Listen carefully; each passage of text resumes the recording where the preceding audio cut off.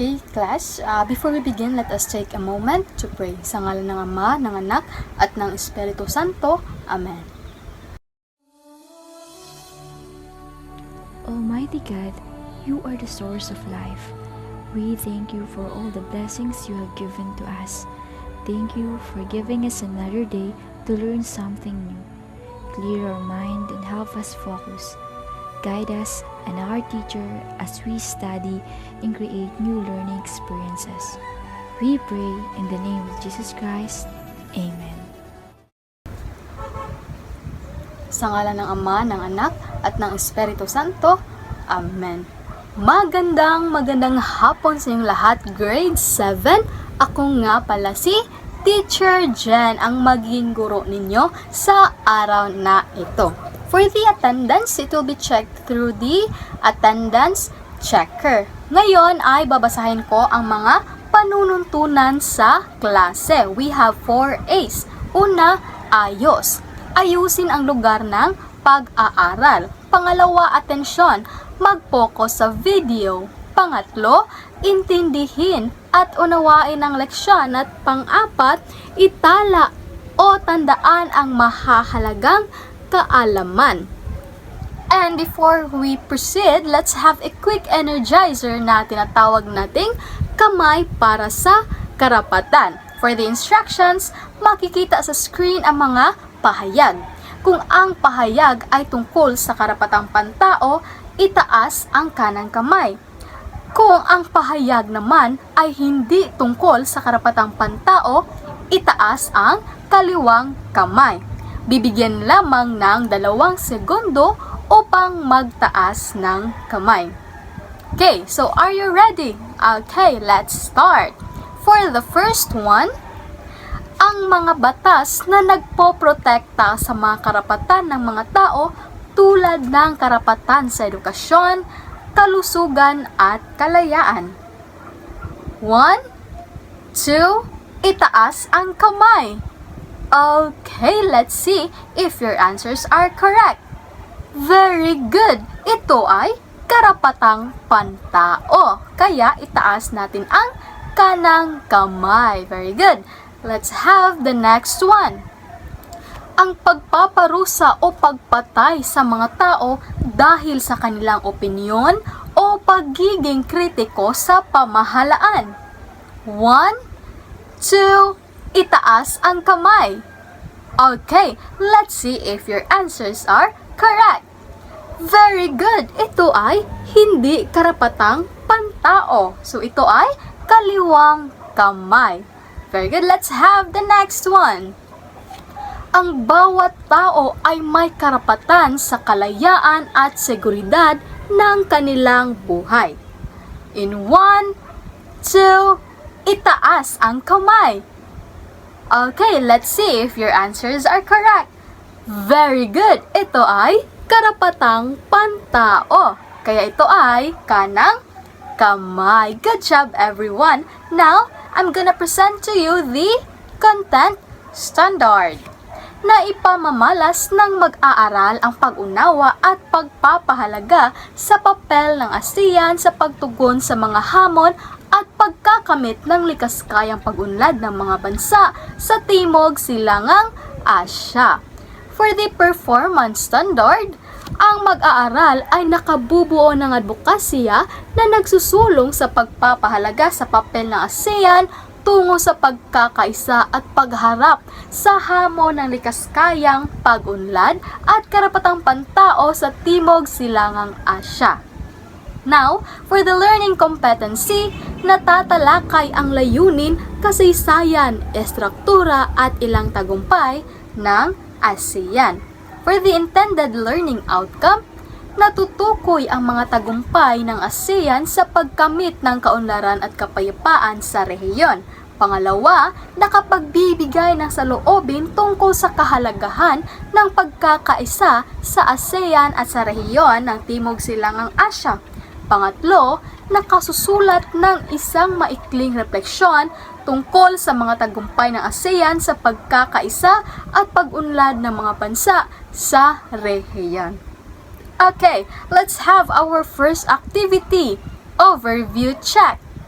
For the instructions, sagutan ang mga sumusunod na pahayag upang mabalikan ang mga pangunahing konsepto na tinalakay. Inaasahan na ang mga pahayag na ito ay lalabas sa ika-4 na markahang pagsusulit. Maaari itong sagutan sa isang papel o 1/2 lengthwise. Piliin ang tama kung ang pahayag ay wasto at mali naman kung ito ay di wasto. Let's start for the first one. Ang Zone of Peace, Freedom and Neutrality o ZOPFAN ay isang deklarasyong nilagdaan upang gawing rehiyon ng kapayapaan at kalayaan ang Timog Silangang Asya. Okay, ito ba ay tama o mali? Right. Let's check if your answers are correct. Very good. Ito ay tama. Now, for the second one. Ang Declaration of ASEAN Concord ay layunin nitong mapalakas ang kooperasyon ng mga bansang ASEAN sa larangan ng militar. Ito ba ay tama o mali? Let's see if your answers are correct. Very good. Ito ay mali. Dahil ang layunin ng Declaration of ASEAN Concord ay magtulungan sa kapayapaan, kaunlaran at kabutihan ng mga mamamayan. Let's move to the next one. Ang Southeast Asia Nuclear Weapon Free Zone Treaty ay isang kasunduan na naglalayong gawing nuclear-free ang Timog Silangang Asya. Ito ba ay tama o mali? Let's see if your answers are correct. Very good. Ito ay tama. Now, let's proceed for the fourth one. Ang AFTA at AEC ay parehong layunin na alisin ang mga hadlang sa kalakalan at palakasin ang ekonomiya ng ASEAN. Ito ba ay tama o mali? Let's see if your answers are correct. Very good. Ito ay tama. Next, let's have the last one. Ang ASEAN Vision 2020 ay nagsimula noong 2000 at layunin nitong gawing isang global economic power ang ASEAN. Ito ba ay tama o mali? Okay, let's see if your answers are correct. Very good. Ito ay mali. Dahil ang ASEAN Vision 2020 ay itinatag noong 1997 at layunin nitong gawing mas malakas at magkakaugnay ang mga bansa sa ASEAN. Okay, very good everyone. You give a clap to yourselves. You did a great job. Now let's move to the activity 2. ASEAN Quest. The Road to Peace and Progress. Let's read the instructions. So bago matapos ang aralin, sagutan ang mga tanong upang matutunan ang mga tagumpay ng ASEAN. Okay? So makapupunta sa bawat level sa pamamagitan ng tamang sagot. Okay. So una, sagutin ang mga mga tanong bawat level. Next, piliin ang tamang sagot mula sa mga pagpipilian. So we have choices. Next, isulat sa papel o 1/2 lengthwise ang mga sagot.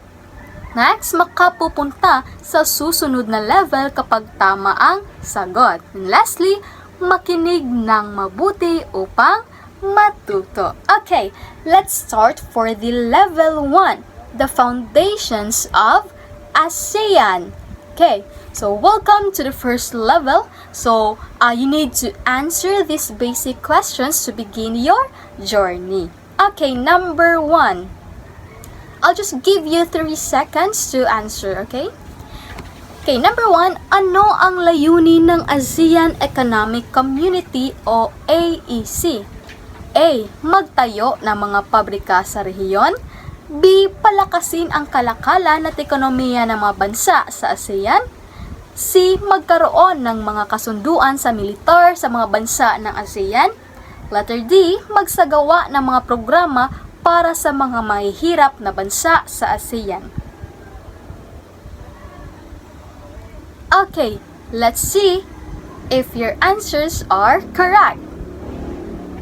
Okay, ito ay letter B. Palakasin ang kalakalan at ekonomiya ng mga bansa sa ASEAN. Okay, let's proceed to number 2. Anong taon nilagdaan ang ASEAN Declaration of Concord? A. 1971, B. 1976, C. 1992, and letter D. 1995. Okay, let's check if your answers are correct. Okay, ito ay letter B. 1976. Let's proceed to number 3. Ano ang layunin ng ASEAN Free Trade Area o AFTA? A. Hadlangan ang kalakalan sa mga bansa sa ASEAN. B. Pagtibayin ang kakayahan ng ASEAN bilang base ng produksyon sa mundo. C. Magtulungan ang mga bansa sa ASEAN upang mapababa ang buwis sa mga kalakal. Letter D. Magpatupad ng mataas na buwis sa mga kalakal mula sa iba't ibang bansa na magiging hadlang sa mas malayang kalakalan. Okay, let's check your answers.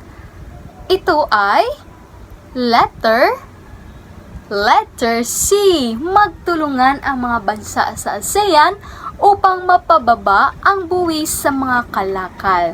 Okay, let's move to number 4. Anong taon itinaguyod ang ASEAN Vision 2020?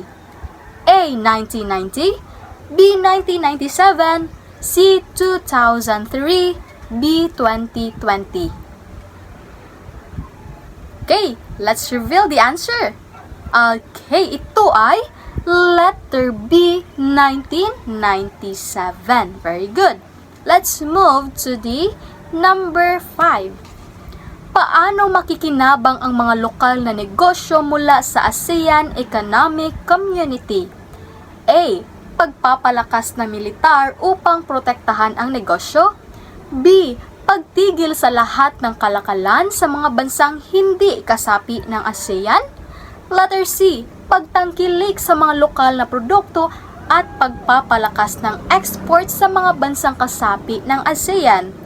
Letter D. Pagpapataw ng mas mataas na buwis sa mga kalakal mula sa iba't ibang bansa na nagdudulot ng mas mataas na presyo.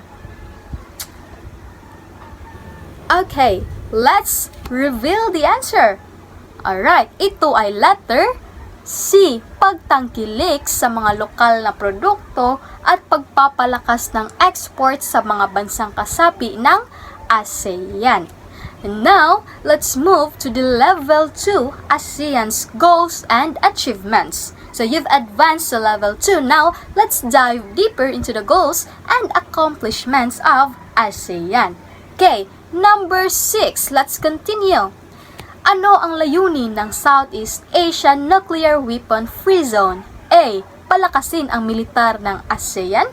B. Gawing nuclear free ang rehiyon ng ASEAN. Letter C. Magkaroon ng Mutual Defense Treaty sa ASEAN. Letter D. Magtulungan ang mga bansa ng ASEAN sa larangan ng edukasyon. Okay, let's see if your answers are correct. Ito ay letter B. Gawing nuclear free ang rehiyon ng ASEAN. Now, let's move to number 7. Anong bansa ang hindi kasapi ng ASEAN? A. Brunei, B. Canada, C. Indonesia, letter D. Thailand. Okay, let's reveal the answer. Ito ay letter B. Canada. Very good. Now, let's move to number 8. Ano ang layunin ng Zone of Peace, Freedom, and Neutrality of Japan? A. Magpatibay ng mga armas nuklear. B. Magtayo ng mga pabrika sa rehiyon. C. Maging rehiyon ng kapayapaan at kalayaan. O letter D. Magsagawa ng mga kasunduan sa seguridad sa rehiyon. Okay, let's reveal the answer. Ito ay letter C. Maging rehiyon ng kapayapaan at kalayaan. Very good. Let's move to number 9. Ano ang pangunahing layunin ng ASEAN Vision 2020? A. Magpatuloy sa Cold War sa rehiyon. B. Pagtutok sa pagdevelop ng mga armas nuklear. C. Palakasin ang kooperasyon sa politika, ekonomiya at kultura sa rehiyon. And letter D. Pagpapataw ng mas mataas na taripa sa mga kalakal sa rehiyon na nagpapababa ng mga oportunidad para sa kalakalan.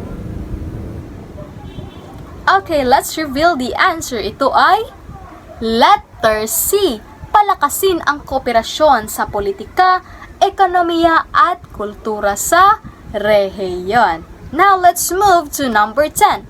Saan nilagdaan ang Declaration of ASEAN Concord? Letter A. Bali, Indonesia. B. Bangkok, Thailand. C. Manila, Philippines.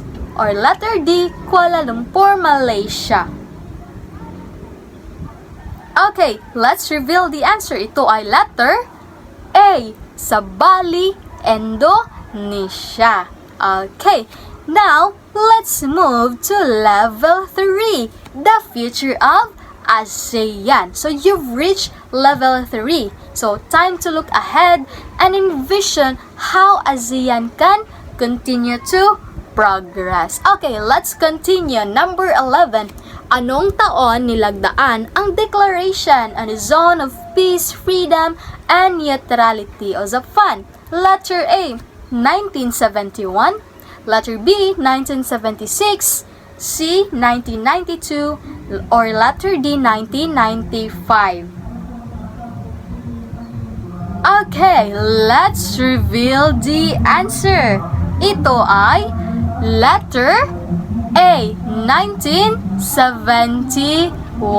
Very good. Now, let's proceed to number 12. Paano nakakatulong ang ASEAN Free Trade Area o AFTA sa mga negosyo sa ASEAN? Letter A. Pagpapalakas ng militar upang protektahan ang negosyo. B. Pagtigil sa lahat ng kalakalan sa mga bansang hindi kasapi ng ASEAN. Letter C. Pagtanggal ng buwis sa kalakalan ng mga produkto sa mga bansang kasapi ng ASEAN. O letter D, pagpapataw ng mas mataas na buwis sa mga kalakal mula sa ibang bansa na nagdudulot ng mas mataas na presyo. Okay, let's reveal the answer. Ito ay letter C, pagtanggal ng buwis sa kalakalan ng mga produkto sa mga bansang kasapi ng ASEAN. Okay, let's move to number 13. Ano ang tagumpay ng ASEAN sa pagkakaroon ng kaunlaran at kapayapaan sa rehiyon? A. Pagbaba ng buwis. B. Pagpapalawak ng teritoryo. C. Kooperasyon para sa kapayapaan. O letter D. Pagpaparusa sa mga bansang lumalabag sa mga kasunduan at prinsipyo. Okay, let's reveal the answer. Ito ay letter C. Kooperasyon para sa kapayapaan. Very good. Now, let's move to number 14. Paano makikinabang ang mga lokal na negosyo mula sa ASEAN Free Trade Area at ASEAN Economic Community? A. Mawawala ang mga pag-aari ng negosyo. B. Magiging bahagi ng pandaigdigang supply chain. C. Magkakaroon ng proteksyon mula sa lahat ng bansa. O letter D. Pagtigil sa lahat ng kalakalan sa mga bansang hindi kasapi ng ASEAN. Okay, let's reveal the answer. Ito ay letter B. Very good. Magiging bahagi ng pandaigdigang supply chain. Now, let's move to number 15. Paano nakakatulong ang ASEAN sa pagpapaunlad ng kaalaman at kultura sa rehiyon? A. Pagtigil sa pagpapalitan ng impormasyon.